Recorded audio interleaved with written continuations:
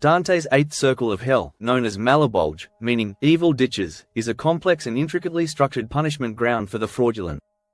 It is divided into 10 ditches or bolgias, each representing a different form of deceit, from seducers to corrupt politicians to hypocrites. In Inferno, fraud is treated with particular severity, reflecting Dante's belief that the perversion of trust and manipulation of others' good faith is a grievous sin, even more dangerous to society than violent crime. This circle, with its various inhabitants, serves as both a moral lesson and a social critique, embodying the consequences of deception in both personal and political life. Dante lived during a time of immense political corruption in Florence and beyond. The early 14th century saw the rise of a merchant class and the increasing power of political and religious leaders, many of whom abused their authority for personal gain. The church, too, was embroiled in scandals of simony, the selling of church offices, and Dante himself, exiled from Florence due to political intrigue, had first-hand experience with the treachery of fraudulent leaders. The eighth circle thus reflects Dante's deep frustration with a society where trust had been corrupted and where deception ruled the day. Within the 10 bolgias, Dante encounters numerous historical figures, many of whom were notorious for their deceit. In the first bolgia, for example, Dante meets seducers like Jason of the Argonauts, who manipulated women for his own gain. Farther along, in the fifth bolgia, flatterers are condemned to wallow in excrement, a literal reflection of the filth they spoke in life. These vivid punishments serve as allegories for the twisted nature of deceit and manipulation.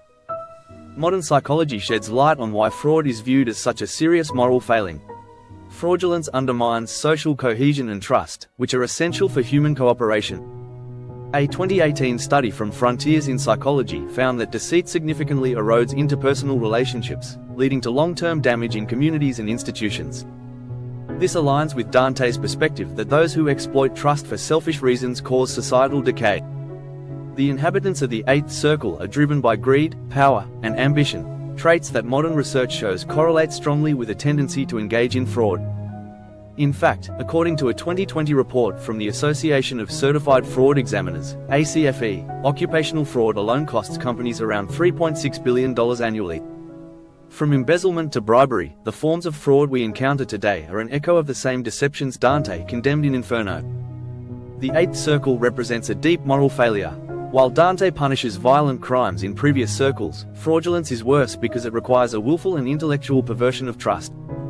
As the philosopher Immanuel Kant argued, deception violates the fundamental principles of human dignity and autonomy. Fraud, according to Kantian ethics, treats others as mere means to an end, stripping them of their agency and humanity.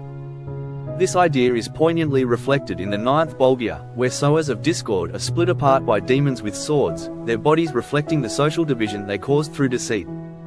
This punishment is a chilling metaphor for how lies and manipulation rip apart the fabric of society, leaving it in a state of perpetual conflict. On a common-sense level, Dante's eighth circle of hell is a cautionary tale about the real-world consequences of dishonesty. Someone who worked in finance once told me how the revelation of a major fraud case within their company sent shockwaves through the entire staff.